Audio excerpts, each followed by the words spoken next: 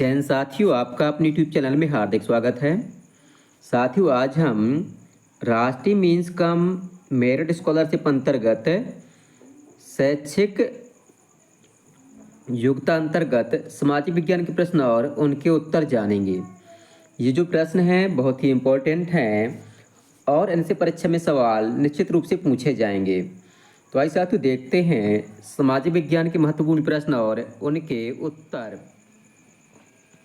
साथियों, पहला प्रश्न है, सन 1740 में बंगाल का नवाब कौन था?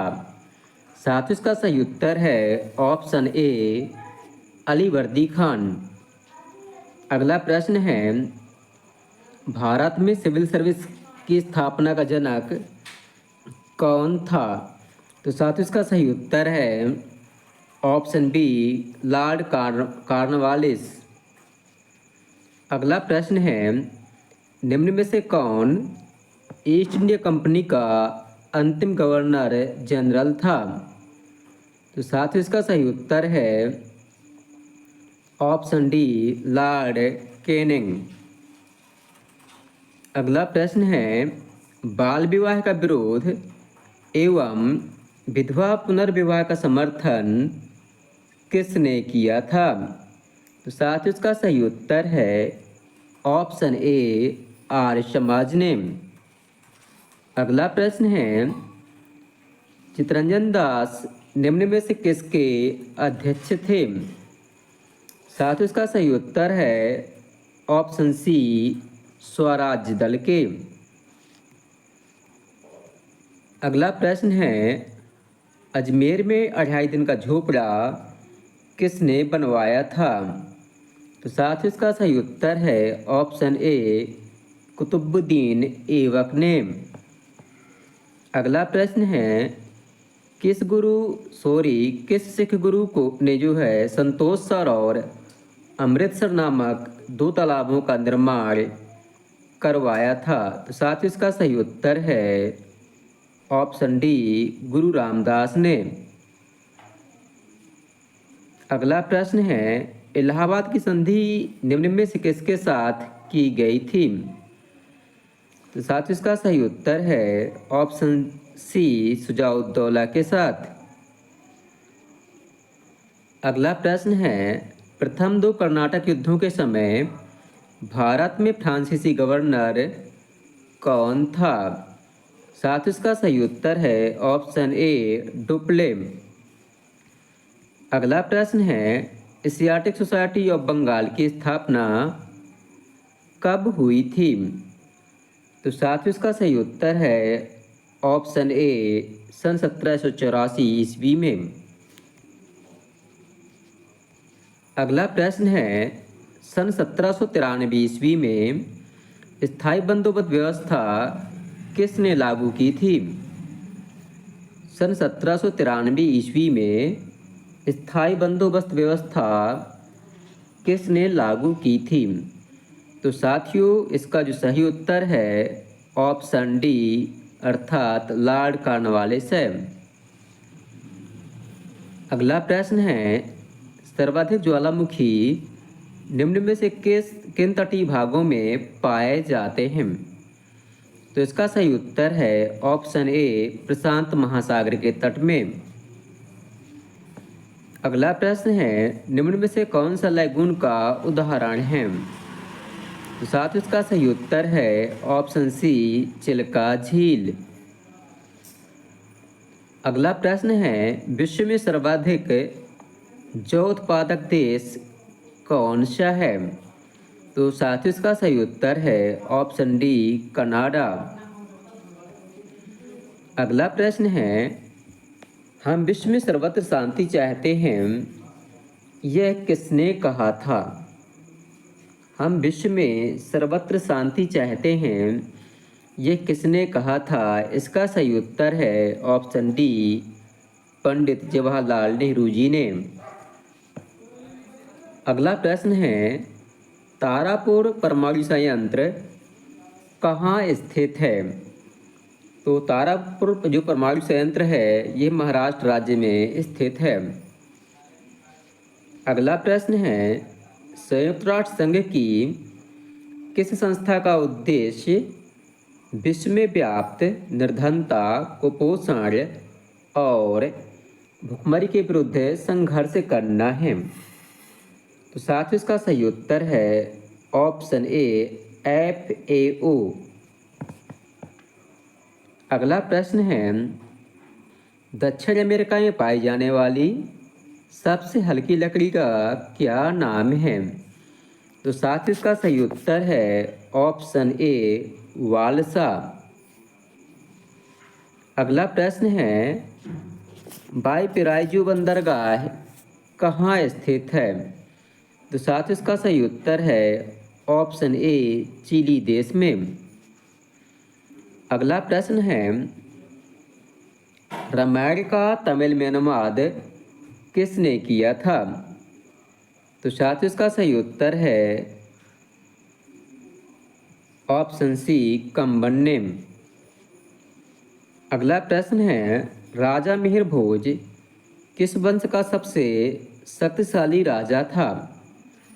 तो साथियों इसका सही उत्तर है ऑप्शन बी गुर्जर प्रतिहार वंश का।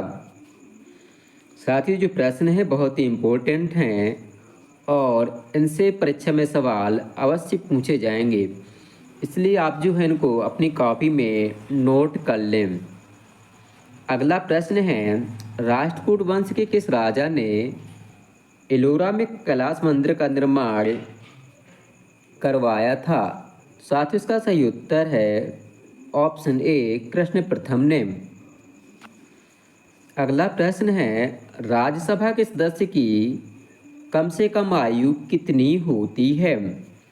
तो साथियों जो राज्यसभा सदस्य है ये बनने के लिए न्यूनतम जो है 30 वर्ष आयु होनी चाहिए और जो लोकसभा का सदस्य होता है उसके लिए उम्र जो है 25 वर्ष होती है। तो इस प्रकार से इस प्रश्न का सही उत्तर है ऑप्शन बी 30 वर्ष। अगला प्रश्न है मध्य प्रदेश मानव अधिकार आयोग कब बना था? साथ इसका सही उत्तर है ऑप्शन बी 13 सितंबर वर्ष 1995 और इसका मुख्यालय भोपाल में है। अगला प्रश्न है विश्व का कौन सा घास का मैदान रोटी की डलिया के नाम से जाना जाता है? तो साथ इसका सही उत्तर है ऑप्शन सी प्रेरी घास के मैदान। अगला प्रश्न है विश्व में ये स्पेनिश भाषी जनसंख्या वाला महानगर कौन सा है? तो साथ इसका सही उत्तर है ऑप्शन सी मैक्सिको। अगला प्रश्न है सर्वोच्च न्यायालय के मुख्य न्यायाधीश की नियुक्ति कौन करता है? तो साथ इसका सही उत्तर है ऑप्शन सी राष्ट्रपति। अगला प्रश्न है राज्यसभा का पदेन सभापति कौन होता है? साथ इसका सही उत्तर है ऑप्शन सी उपराष्ट्रपति। अगला प्रश्न है उच्चतम न्यायालय के न्यायाधीश निम्न आयु तक अपने पद पर कार्यरत रह सकते हैं या कार्य कर सकते हैं? तो साथ इसका सही उत्तर है ऑप्शन ए 65 वर्ष। जबकि जो उच्च न्यायालय होता है इसके न्यायाधीश जो हैं 62 वर्ष तक अपने पद पर रहते हैं। अगला प्रश्न है राज्यसभा का कार्यकाल कितने वर्षों का होता है? तो साथ ही जो राज्यसभा होती है इसका कार्यकाल निश्चित नहीं होता है, अर्थात ये भंग नहीं होती है।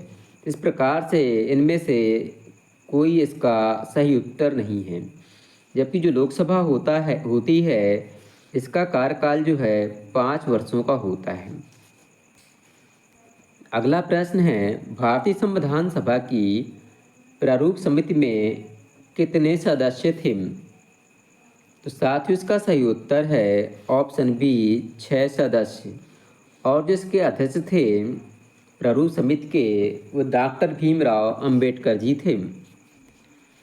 अगला प्रश्न है भारतीय संविधान में मुख्यतः कितनी भाषाओं का उल्लेख मिलता है? तो साथियों इसका सही उत्तर है ऑप्शन सी 22 भाषाएं। प्रारंभ में जो हैं 14 भाषाएं थीं, बाद में अन्य भाषाएं जोड़ी गई हैं। अगला प्रश्न है, संयुक्त राष्ट्र संघ का मुख्यालय कहाँ स्थित है? तो साथियों इसका सही उत्तर है ऑप्शन सी, न्यूयॉर्क यूएसए में जो है इसका मुख्यालय स्थित है। अगला प्रश्न है, भारतीय राष्ट्रगीत वंदे मातरम किस पुस्तक से लिया गया है? तो साथियों इसका सही उत्तर है ऑप्शन बी, आनंद मठ से, और इसके लेखक हैं बंकिम चंद्र चटर्जी जी।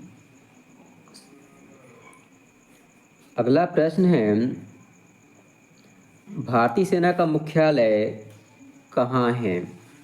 तो साथियों इसका सही उत्तर है ऑप्शन डी, नई दिल्ली। साथ इस प्रकार से सामाजिक विज्ञान विषय के 35 प्रश्न पूरे होते हैं। मुझे विश्वास है इन प्रश्नों से जो है परीक्षा में सवाल अवश्य पूछे जाएंगे। आपको वीडियो पसंद आए तो वीडियो को लाइक करें और हमारे चैनल को सब्सक्राइब कर लें ताकि आगे आने वाली वीडियो आपको समय से प्राप्त हो सकें। धन्यवाद।